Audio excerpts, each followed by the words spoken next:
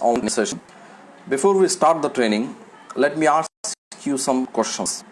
So in the beginning of this training, I will ask you some questions, and on basis of your answers,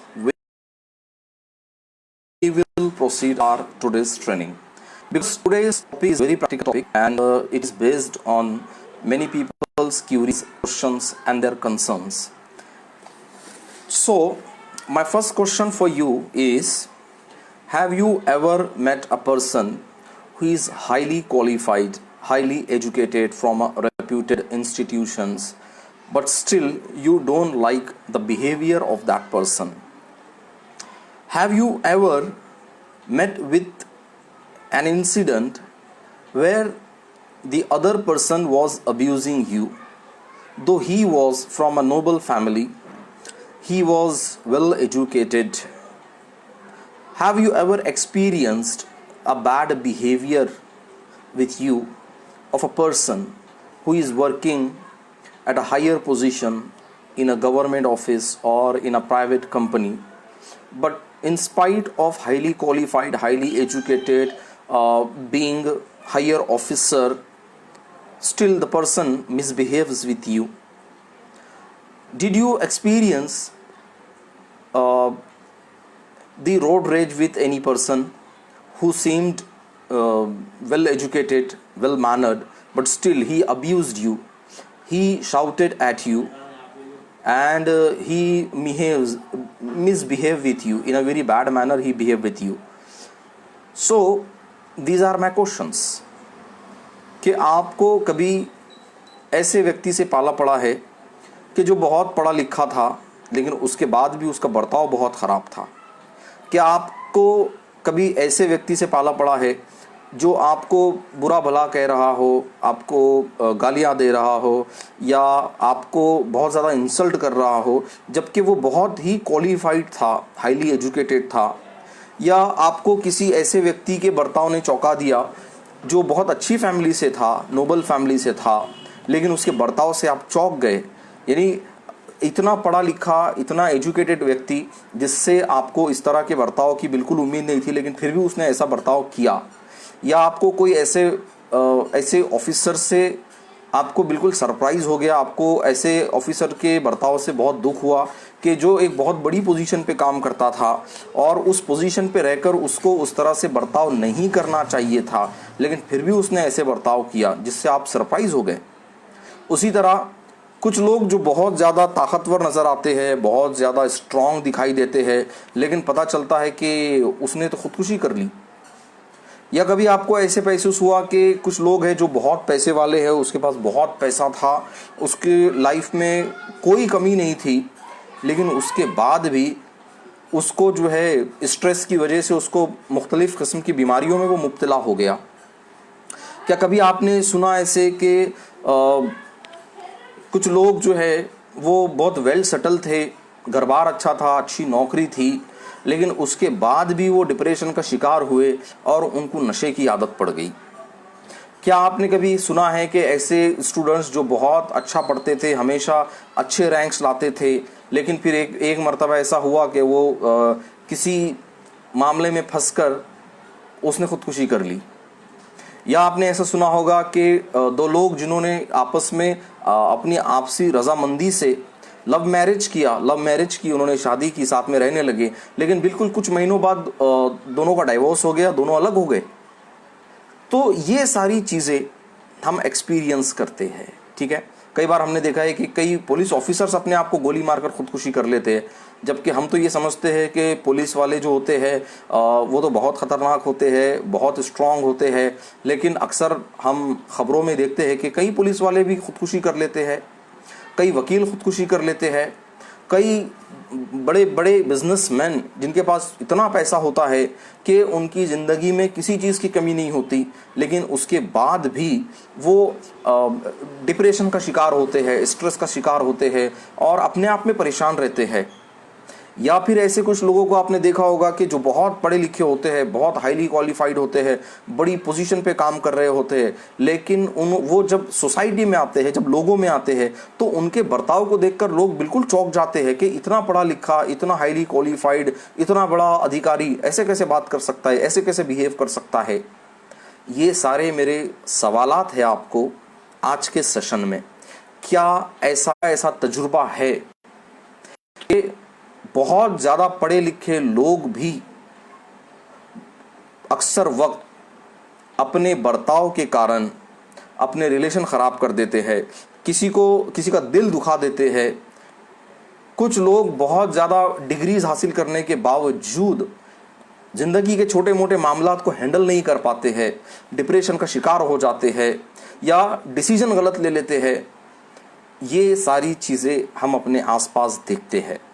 मैं कम पढ़े लिखों की तो बात ही नहीं कर रहा, मैं अनपढ़ों की, जाहिल की तो बात ही नहीं कर रहा हूँ।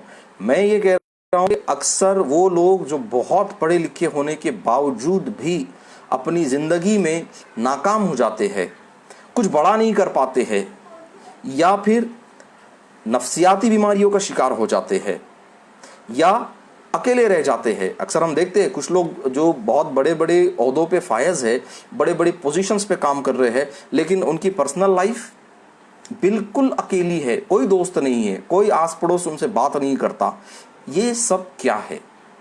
तो ये सब जो है, ये क्या सिर्फ हमारे स्कूली कॉलेज की जो एकेडमिक एजुकेशन है, वो एजुकेशन हमारी इन कमियों को पूरा कर पाता है? बिल्कुल नहीं।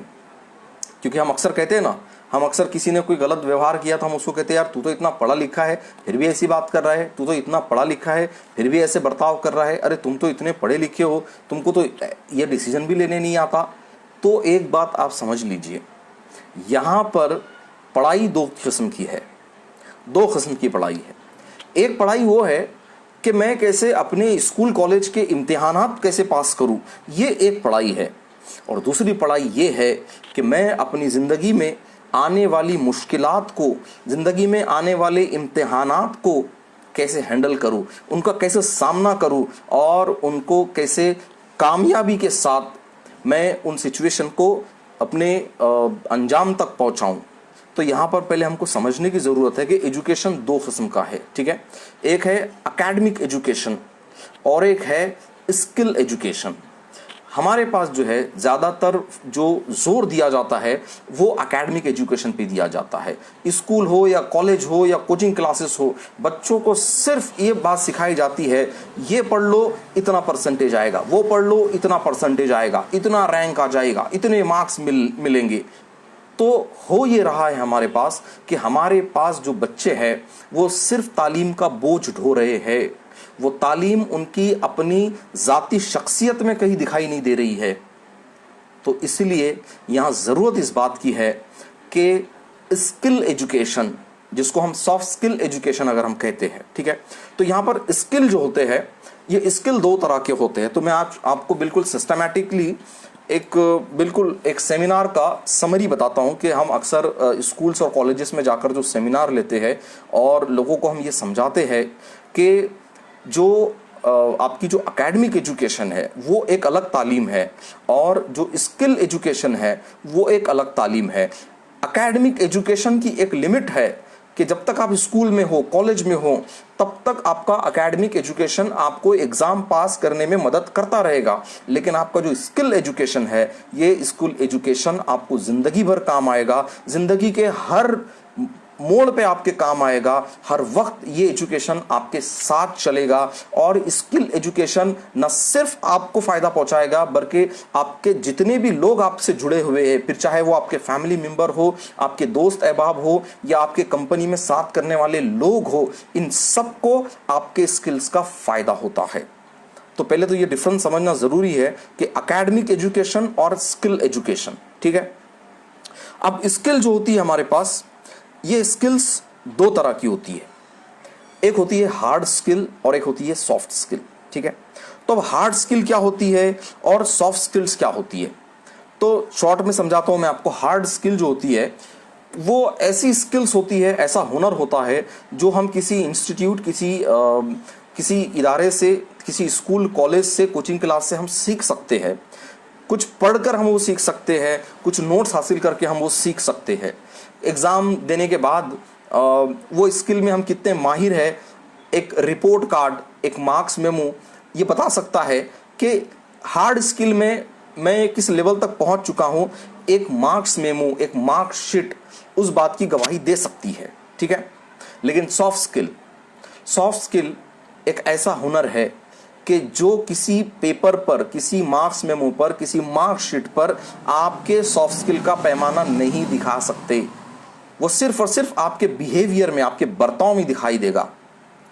तो इन शॉर्ट बता दूं मैं आपको कि हार्ड स्किल, फॉर एग्जांपल अगर मुझे टाइपिंग नहीं आती या कंप्यूटर चलाने नहीं आता तो ये हार्ड स्किल है।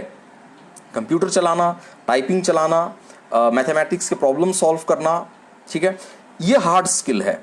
सॉफ्ट स्किल क्या है? मेरा कम्युनिकेशन, मेरा कॉन्फिडेंस, मेरा डिसीजन मेकिंग, मेरा एंगर मैनेजमेंट, मेरा स्ट्रेस मैनेजमेंट, मेरा कन्विंसिंग पावर, मेरे पेशेंस, ये है सॉफ्ट स्किल, ठीक है। तो मैंने कहा ना, हार्ड स्किल क्या है? आप एक कोर्स के जरिए सीख सकते हैं, एक इंस्टीट्यूट के जरिए सीख सकते हैं, और हार्ड स्किल आपके पेपर पर आपका परफॉर्मेंस दिखा सकती है। लेकिन सॉफ्ट स्किल आप इंस्टीट्यूट्स और कुछ ट्रेनिंग सेंटर के जरिए सॉफ्ट स्किल सीख सकते हो, लेकिन जब तक इसको आप अप्लाई नहीं करते, जब तक आप इसको अडॉप्ट नहीं करते, जब तक आपकी पर्सनालिटी में सॉफ्ट स्किल नहीं आता, तब तक हम ये नहीं कह सकते कि इस व्यक्ति में इतने सॉफ्ट स्किल्स डेवलप हुए हैं, ठीक है। दूसरी चीज, हार्ड स्किल जो होती है वो ट्रांसफरेबल होती है। जैसे मिसाल के तौर पे आपने देखा होगा 3 इडियट में कि एक स्टूडेंट इंजीनियरिंग करता है और सर्टिफिकेट दूसरे का नाम का निकलता है। तो हार्ड स्किल इज ट्रांसफरेबल, कि कोई एक कोर्स कर ले और सर्टिफिकेट किसी और के नाम का निकल सकता है, लेकिन सॉफ्ट स्किल में ऐसे कभी नहीं होगा। सॉफ्ट स्किल उस व्यक्ति के साथ जिंदगी भर रहती है जो सॉफ्ट स्किल डेवलप करता है। जैसे मिसाल के तौर पे, अगर आपको लगता है कि मेरा कम्युनिकेशन स्किल बहुत अच्छा है, मेरा कॉन्फिडेंस बहुत अच्छा है, ठीक है, तो आप मेरा कॉन्फिडेंस और मेरा कम्युनिकेशन स्किल चोरी नहीं कर सकते, और आप मुझसे उधार भी नहीं ले सकते। आप ये नहीं कह सकते कि सर मेरा कल एक स्टेज शो है जहां पर मेरे को इंग्लिश बोलनी है स्टेज पर, तो आप 2 दिन के लिए मुझे आपका कम्युनिकेशन और कॉन्फिडेंस उधार दीजिए। ये भी नहीं हो सकता, ठीक है। तो हार्ड स्किल ट्रांसफरेबल हो सकती है, लेकिन सॉफ्ट स्किल ट्रांसफरेबल नहीं है। ये उस व्यक्ति के साथ जिंदगी भर रहती है जो इसको डेवलप करता है, ठीक है। तो ये बेसिक डिफरेंस है हार्ड स्किल और सॉफ्ट स्किल, ठीक है। तो हार्ड स्किल पर तो हमारा बहुत जोर है, जैसे मैंने कहा ना कि एकेडमिक एजुकेशन पे हमारा बहुत जोर है। मुझे मैथमेटिक्स सीखना है तो मैं कॉलेज में भी मैथमेटिक्स सीख रहा हूँ, मैं कोचिंग क्लासेस में भी मैथमेटिक्स सीख रहा हूँ, घर पर आकर भी मैथमेटिक्स की प्रैक्टिस कर रहा हूँ, तो मेरा मैथ्स तो बहुत अच्छा हो गया। लेकिन जब बात आ रही है कि अपने गुस्से को कैसे काबू करे, तो ये मैंने कहीं सीखा नहीं, और जब सीखा नहीं तो प्रैक्टिस नहीं की, और नतीजा ये हुआ कि छोटी मोटी बात पे मुझे गुस्सा आ जाता है, और जब गुस्सा आता है फिर मैं स्ट्रेस में हो जाता हूँ, और फिर इससे मेरी हालत, मेरी सेहत भी ख़राब होती है, मेरे रिलेशन भी ख़राब होते हैं, मेरा मेंटल बैलेंस भी बिगड़ जाता है। तो यहाँ समझ रहे आप, सॉफ्ट स्किल इसको प्रैक्टिस करनी है, और सॉफ्ट स्किल आपकी पर्सनालिटी में दिखाई देना चाहिए, ठीक है। अब यहाँ पर सॉफ्ट स्किल है क्या? तो सॉफ्ट स्किल के कई अलग अलग नाम है, ठीक है। जैसे फॉर एग्जांपल एक नाम है उसका सॉफ्ट स्किल, दूसरा इसका नाम है इंटरपर्सनल स्किल, ठीक है। तीसरा इसका नाम है पीपल्स स्किल, यानी जब आप लोगों से व्यवहार करोगे और लोगों से व्यवहार करते समय जो कुछ परेशानियां, जो कुछ दिक्कतें आपको आएगी, उनको कैसे हैंडल करे, इसलिए इसको नाम दिया गया है पीपल्स स्किल, ठीक है। यानी कंप्यूटर चलाना ये एक पर्सनल स्किल है। आप अकेले में बैठ के कंप्यूटर चला रहे हो, कोई प्रॉब्लम नहीं है। आपको मैथमेटिक्स करना है, अकेले में बैठ के आप एक पेन पेपर के साथ बैठे हो और मैथ्स आप सॉल्व कर रहे हो। लेकिन पीपल्स स्किल ये है कि जब आप लोगों से मिलोगे, लोगों से व्यवहार करोगे, और लोगों से व्यवहार करते समय जो प्रॉब्लम, जो चैलेंजेस आपको आएंगे, उसको कैसे हैंडल करे, इसको कहते हैं पीपल्स स्किल, ठीक है। उसी तरह इसका एक जो कॉमन नेम है वो हम इसको कहते हैं पर्सनालिटी डेवलपमेंट, ये भी उसी का नाम है, ठीक है। तो इसके कई अलग अलग नाम है। हम यहाँ ये देखते हैं कि इसमें है क्या, ठीक है। तो सॉफ्ट स्किल यानी जिसको हम इंटरपर्सनल स्किल्स कहते हैं, वो बेसिकली ये है कि decision making, anger management, stress management, ठीक है। उसी के साथ में मेरा कम्युनिकेशन स्किल, मेरा टाइम मैनेजमेंट, ये सारी जो चीज़ें हैं इसको कहते हैं सॉफ्ट स्किल, इसको कहते हैं इंटरपर्सनल स्किल। अब इसकी इम्पोर्टेंस जैसे मैंने कहा कि अगर आपने अपने सॉफ्ट स्किल्स डेवलप किए तो ये ज़िंदगी भर आपके साथ रहेंगे, और जहां आप जाओगे आपके सॉफ्ट स्किल्स आपके साथ जाएंगे। जबकि हार्ड स्किल ऐसे नहीं है। अगर मिसाल के तौर पे आपने यूनिवर्सिटी में टॉप किया है, ठीक है, ग्रेजुएशन में आप टॉपर थे, तो अब अगर आप पब्लिक प्लेस पर आते हो, कितने लोग जानते हैं आपको कि आप बहुत ज़्यादा पढ़े लिखे हो या आप यूनिवर्सिटी के टॉपर हो? आपके माथे पे तो लिखा नहीं है, आप गले में सर्टिफिकेट लगाकर घूमने वाले तो हो नहीं। तो फिर लोग आपकी रिस्पेक्ट कैसे करें, लोग आपको वैल्यू कैसे दें, लोग आपके दोस्त बनेंगे कैसे? तो यहां पर काम आती है सॉफ्ट स्किल। सॉफ्ट स्किल यानी आपका कम्युनिकेशन स्किल, आपका बिहेवियर, आपके पेशेंस, आपका कन्विंसिंग पावर, ये सारी चीजें आपके साथ हमेशा रहती है, और आप जहां जाते हो आपके सॉफ्ट स्किल आपके साथ जाते हैं, ठीक है। और मैंने कहा ना कि ये सॉफ्ट स्किल ना सिर्फ आपको फायदा पहुंचाते हैं बल्कि हर उस व्यक्ति को ये फायदा पहुंचाते हैं जो आपके साथ जुड़ा है। मिसाल के तौर पे अगर आप अपने घर में अगर आप हो और आपके सॉफ्ट स्किल बहुत अच्छे हैं तो आपके पेरेंट्स और आपके भाई बहन को इसका बहुत फायदा होगा। अगर आप एक फादर हो, आप एक पेरेंट हो और आपके सॉफ्ट स्किल्स बहुत अच्छे हैं तो आपके बच्चों को इसका फायदा होगा। अगर आप कंपनी में मैनेजर हो तो आपके जूनियर्स को इसका फायदा होगा। अगर आप एक एम्प्लॉय हो तो आपके बॉस को, आपके कंपनी को, आपके कंपनी के पूरे इन्वायरमेंट को आपके सॉफ्ट स्किल का फायदा होगा। अगर आप एक दुकानदार हो तो आपके कस्टमर्स बने रहेंगे, आपके कस्टमर्स को आपके सॉफ्ट स्किल का फायदा होगा। तो आप समझ रहे हैं, ये सॉफ्ट स्किल जो है ये एक रोशनी की तरह है कि एक व्यक्ति के सॉफ्ट स्किल अगर डेवलप है तो उसके आसपास आने वाले सारे लोग उस रोशनी से फायदा उठाते हैं, ठीक है। अब यहां पर यह देखना है कि सॉफ्ट स्किल्स जो है उसको डेवलप कैसे करें, ठीक है।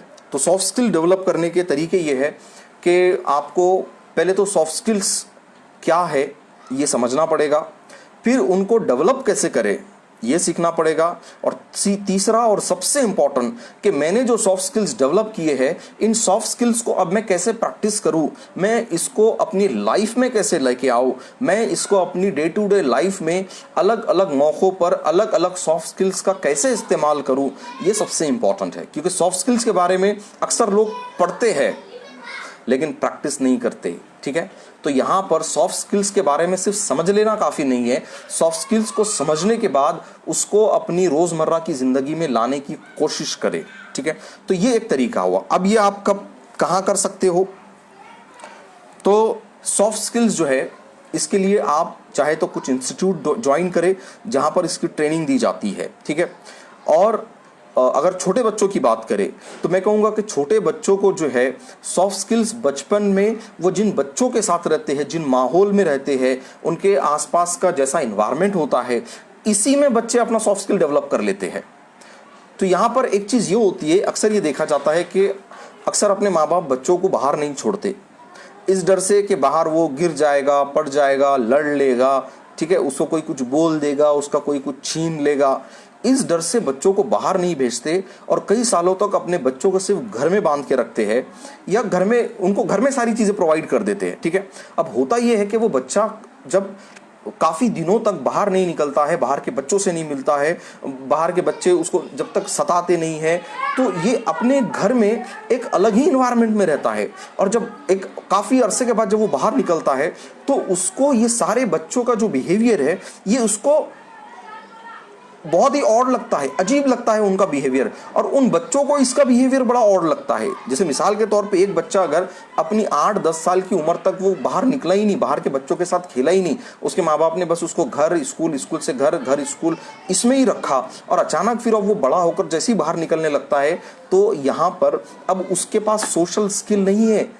उसको बचपन में जो सोशल स्किल सीखने थे आम बच्चों के साथ रह के वो उसने नहीं सीखे, और अब एक बहुत बड़ी उम्र तक वो बाहर के लोगों के साथ बड़ा अजीब बिहेव करता है, यानी बहुत ज़्यादा संभल कर रहता है, बहुत ज़्यादा इन्वॉल्व नहीं होता है, उसकी बात में वजन नहीं होता है, उसकी बात में कन्विंसिंग नहीं होती है, लोग उससे इंप्रेस नहीं होते हैं, और ये बिल्कुल एक कार्टून कैरेक्टर की तरह हो जाता है। तो यहाँ पर ज़रूरत इस बात की है कि अगर आपका बच्चा बाहर जाता है उसको जाने दो, भले ही वो गिरता है, पड़ता है, लड़ता है, उसको चोट आती है, आने दो, लेकिन इन सब के दौरान जब वो अपने सोशल स्किल डेवलप करेगा तब आगे चल के उसको प्रॉब्लम नहीं होगी। नहीं तो होगा ये कि आपने उसको बचपन में जिस्मानी चोट से बचाने के लिए उसको बाहर का माहौल ही नहीं दिया, और फिर एक वक्त आएगा कि जब बाहर निकलेगा तो उसको ज़हनी चोट लगेगी। जब वो सोसाइटी में घुल मिल नहीं पाएगा, लोगों के मिजाज को समझ नहीं पाएगा, लोगों के मिजाज के मुताबिक जब वो बर्ताव नहीं कर पाएगा तो वो अपने आप को बहुत नाकाम, अपने आप को बहुत अकेला पाएगा, और वो चोट उसके लिए जिस्मानी चोट से ज़्यादा खतरनाक साबित होगी। तो छोड़िए अपने बच्चों को, क्या कुछ नहीं होगा, थोड़ी बहुत चोट आएगी, थोड़ा बहुत मार लगेगा, बहुत किसी से लड़ लेगा, हो सकता है उसकी पेंसिल घुम जाए, हो सकता है उसके कपड़े फट जाए, हो सकता है उसका बॉल घुम जाए, लेकिन इन सारे वाक़यात में वो ज़िंदगी के असल लेसन्स वो सीखेगा। यानी इस दुनिया में जीने के जो तरीके हैं वो जितनी जल्दी हो सके अपनी लाइफ में वो सीख लेगा, और आपको बहुत ज़्यादा उसकी ज़्यादा एज होने तक आपको उसको संभालने की ज़रूरत नहीं होगी। एक वक्त आएगा वो खुद ब खुद अपने पैरों पे खड़ा हो जाएगा, क्योंकि जितनी जल्दी उसके सोशल स्किल डेवलप होंगे उतनी जल्दी वो दुनिया को समझ लेगा, और उतनी जल्दी वो दुनिया को हैंडल करने का अपना जो स्किल है, अपना जो हुनर है उसको डेवलप कर लेगा, और उतनी जल्दी आप उसकी तरफ से बेफिक्र हो सकते हो। ठीक है, अब यहाँ पर सॉफ्ट स्किल्स लर्निंग का हाल क्या है। ठीक है, तो यहाँ पर मैं बता दूँ आपको कि हर साल गवर्नमेंट ऑफ इंडिया एक सर्वे रिपोर्ट निकालती है जिसमें ये चेक किया जाता है कि सॉफ्ट स्किल्स एजुकेशन पर हमारा क्या स्टेटस है। ठीक है, तो हमारे पास में जो एक पिछले साल की 2019 की जो रिपोर्ट निकली थी उसमें ये बताया गया था कि हमारे पास सॉफ्ट स्किल की जो इम्पोर्टेंस है वो सिर्फ 5% है, और उससे भी कम है। 5% से भी कम हम अपनी सॉफ्ट स्किल्स पे खर्च करते हैं। ठीक है, वहीं अगर अमेरिका की रिपोर्ट ले तो अमेरिका की रिपोर्ट भी कोई बहुत अच्छी नहीं है। अमेरिकन रिपोर्ट ये बताती है कि उनके यहाँ एक एम्प्लॉई को जब वो कॉर्पोरेट जाता है, जब वो कंपनी ज्वाइन करता है, तो वहाँ पर उसकी सॉफ्ट स्किल्स को 85% इंपॉर्टेंस है, खाली 15% उसकी एजुकेशन को इंपॉर्टेंस है। लेकिन जब लर्निंग की बात आती है तो अमेरिका का भी ये सर्वे रिपोर्ट है कि अमेरिका में भी एकेडमिक एजुकेशन पर 85% पैसा खर्च हो रहा है, और 15% से सॉफ्ट स्किल पे खर्च हो रहा है, जबकि इंपॉर्टेंस बिल्कुल उल्टी है। हमारे पास हम 95% या 98% हमारा जो फोकस है, हमारा खर्चा है, हमारे एक्सपेंसेस है, हमारे एफर्ट्स है, 98% सिर्फ हार्ड स्किल पे है, और हार्डली 2 या 5% सॉफ्ट स्किल्स पे हमारा फोकस है। लेकिन जब हम जॉब के लिए जाते हैं तो इंटरव्यूज़ में, जॉब लगने के बाद कंपनी के इन्वायरमेंट में ये बिल्कुल फिगर उल्टा हो जाता है, जहां पर हमारे एकेडमिक परफॉर्मेंस को सिर्फ 5% इंपॉर्टेंस होती है, 85 और 95% इंपॉर्टेंस हमारे सॉफ्ट स्किल्स, हमारे बिहेवियर, हमारे कम्युनिकेशन, हमारे लीडरशिप क्वालिटी, हमारे डिसीजन मेकिंग एबिलिटी को इंपॉर्टेंस दिया जाता है। इसी तरह जो HR कम्युनिटी है, तो HR कम्युनिटी का जो है हर साल एक सर्वे रिपोर्ट निकलती है, तो HR सर्वे ये कहता है, HR मीन्स जो हायर करते हैं कंपनीज में, जो HR एम्प्लॉइज को हायर करते हैं, उनका ये कहना है कि आउट ऑफ 100 जब हम किसी कैंडिडेट को जब इंटरव्यू करते हैं तो out of 100% only 7% question we ask to that candidate about his और हर एजुकेशन ओनली।